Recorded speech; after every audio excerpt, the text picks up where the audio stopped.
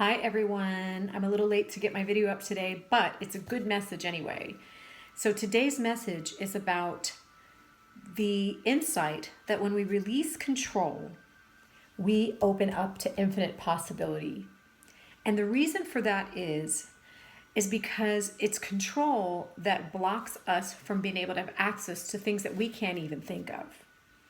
So I wanted to share some ways that we can release control, and it's control of outcomes in our life, control of things going exactly the way we think they should.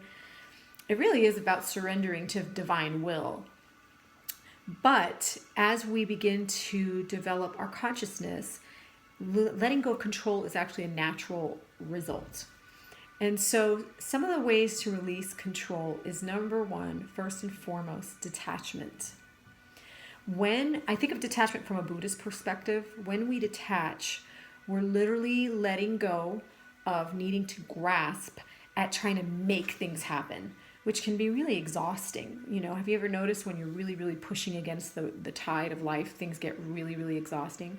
So it's really, really important to allow yourself to pay attention to the clues that life is giving you and just go with the flow, so to speak. That whole thing, go with the flow. But detachment really is also being able to, hear your thoughts and your feelings and your emotions and not necessarily have any judgments about them. So, your thoughts may rise and fall. You might decide one thing is good, one thing is bad, but you don't have to really believe in that. You don't have to pay attention necessarily to that your mind's going to tell you that's bad or that's good, but you don't have to pay attention to that. So that's detachment. It's letting everything just rise and fall. Now, how do we do that? Because our mind it's got a hold of us. And if we're used to letting it take control of our reactions, then how do you suddenly stop letting it have control, right? Well, I think that's why meditation helps people so much. When they start meditating, they start to detach, because what happens is you actually become a viewer, the viewer in the back of the room. So let's imagine that your life is a room and you become that consciousness viewing it. That's the next thing that would help with letting go of control. Really working on becoming the viewer in the back of the room. And that's really what it feels like. Some of this is a state of consciousness that just happens as you evolve over time. But it does help to understand it intellectually, because intellectually sometimes will stimulate you to start to go there on a spiritual, etheric level. So here's what I suggest you do and whenever there's something that you really want to have control over coming up, you see yourself for a moment as if you're in the room with yourself and you're just sitting in the back of the room and you're just watching everything rise and fall. Everything rise and fall.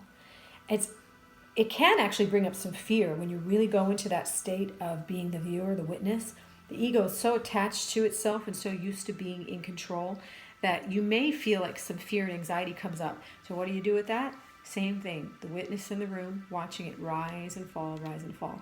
This is really mindfulness, but I see that it's also a way to open up to all kinds of possibilities, which allows exploration, adventure, life to become more enjoyable. So it's not just about mindfulness, it's about living life in a way that starts to feel more fulfilling.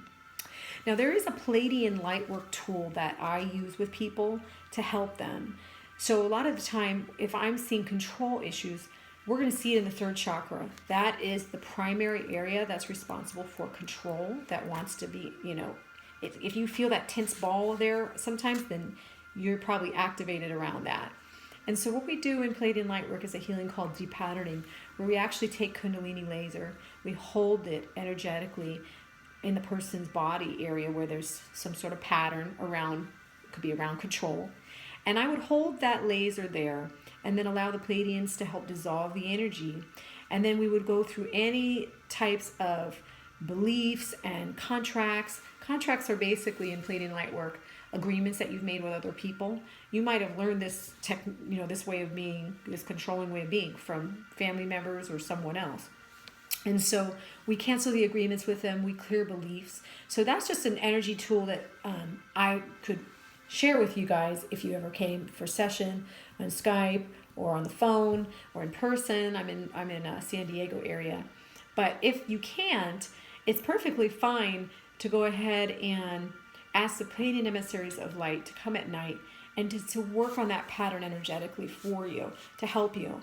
It's more effective, obviously, when you have a actual healer's hands, but, I mean, healer's hands even remotely can do it. But the Pleiadians like to use human interface for their work.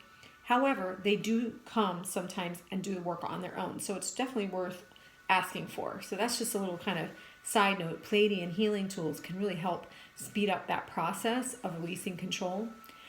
And then what does this all lead to? This all leads to freedom. The freedom to have outcomes in life that are even better than you think. Better than you think. You can't always plan it. I've learned every time I try to plan things out and then I go do some sort of manifesting ritual or some sort of letting go, healing, where I'm allowed to just, surrender to the divine, the outcome is way, way better.